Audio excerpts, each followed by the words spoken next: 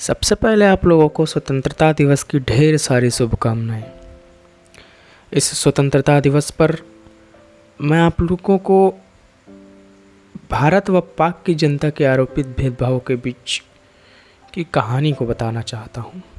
ये कहानी भारत व पाक की जनता के आरोपित भेदभावों के बीच मोहब्बत का नमकीन का घुला हुआ है। जिस प्रकार किसी भी रिश्ते को प्रगाढ़ता में और वफादारी में नमक कहलाती है और नमक लाली शब्द की विशेष भूमिका होती है, उसी प्रकार भारत और पाकिस्तान के बीच राजनीतिक संबंधों में जितनी भी गड़बड़ाहट क्यों न हो, किंतु वह वहाँ के लोगों की संगी संबंधियों और मित्रों के बीच आज भी वही अपनापन, प्रेम और आत्मीयता है।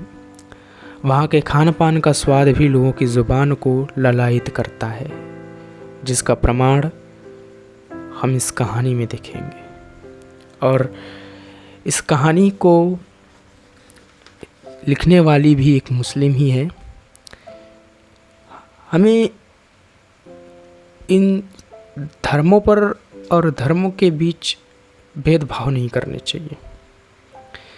खैर, इस कहानी पर आते हैं। इस कहानी का नाम है नमक। आप लोगों ने पाठ्य पुस्तक में शायद पढ़ा होगा।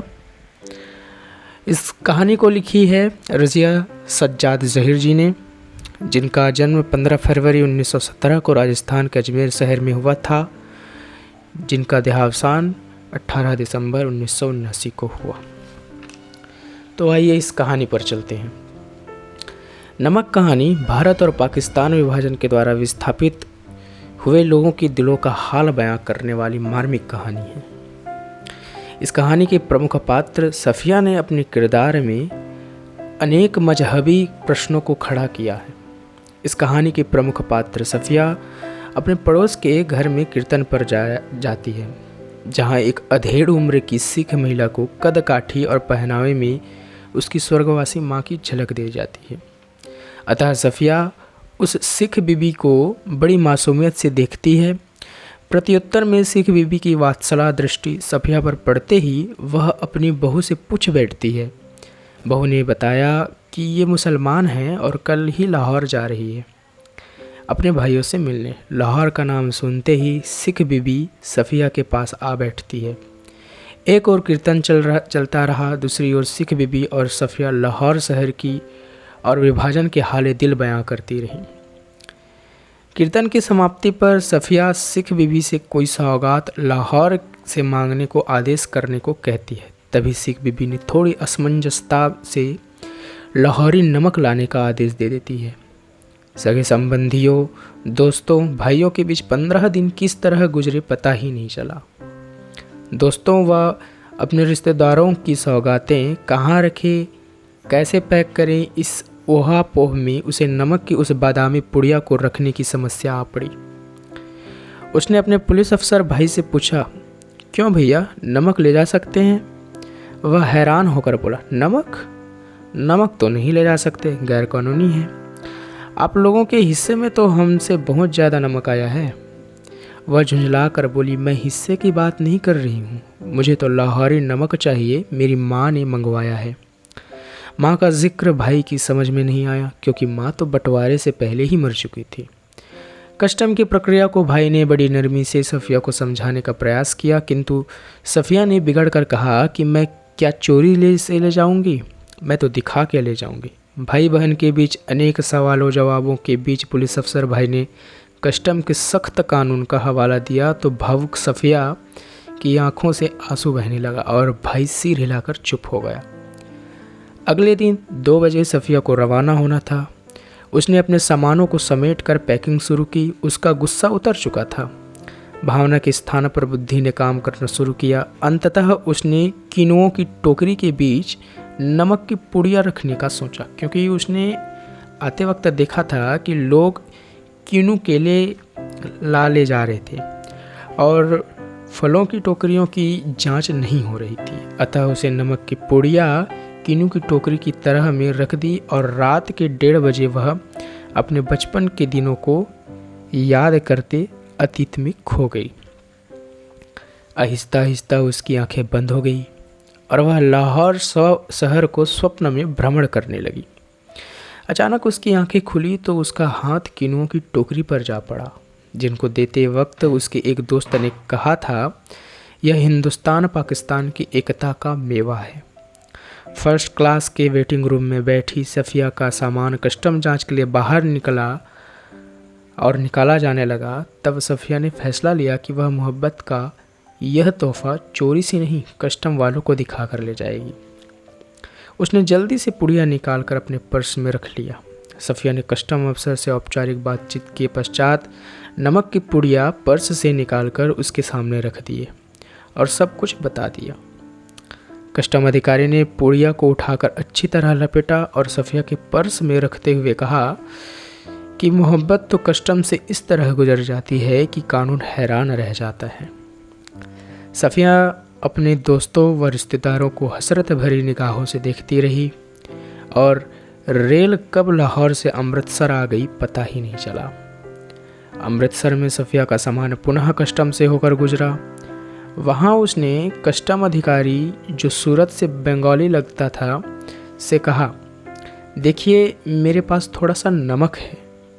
फिर उसने नमक की पुड़िया उनकी ओर बढ़ाते हुए सब कुछ कह सुनाया।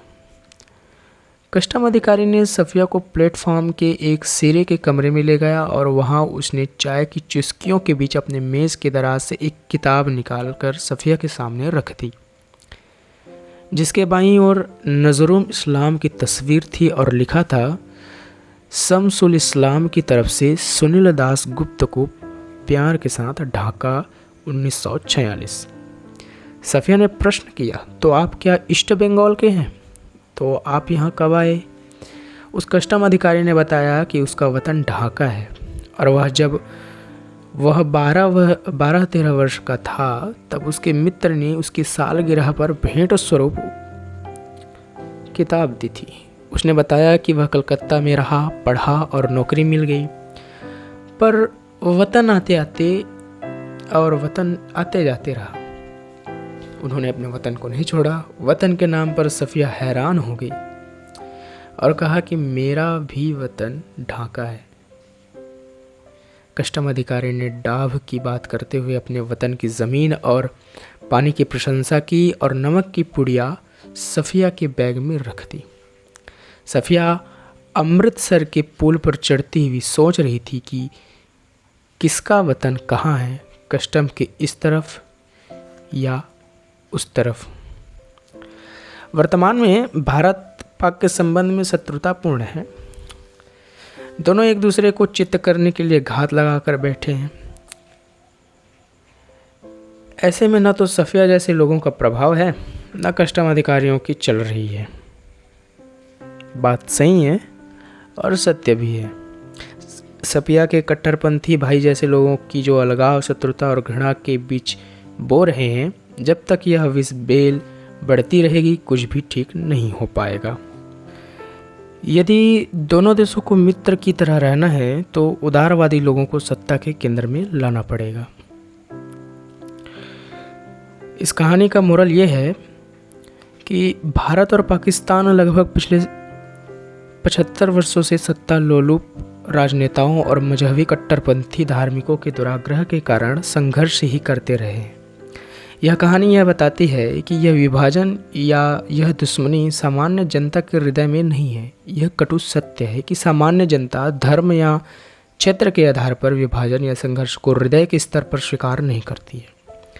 तभी तो भारत की सिख बीबी लाहौर का नमक ही सौगात में चाहती है। पाकिस्तानी कस्टम अधिकारी दिल्ली को अपना वतन बताता है और जामा मस्जिद की सीढ़ियों को सलाम कहता है, और भारतीय खातून को संदेश भेजता है कि लाहौर अभी तक वतन है और दिल्ली मेरा, तो बाकी सब रफ्ता रफ्ता ठीक हो जाएगा। भारतीय कस्टम अधिकारी सुनील दास गुप्त ढाका को वतन मानते हुए वहाँ के नारियल को कोलकाता के नारियल से बेहतर मानता है। वह ढाका को आज भी अपनी ज़मीन मानता है। वह कहता है कि हमारी ज़मीन, हमारे पानी का मज़ा ही कुछ और है। इन बातों से स्पष्ट है कि दोनों देशों की जनता के दिल में कोई भेद नहीं है।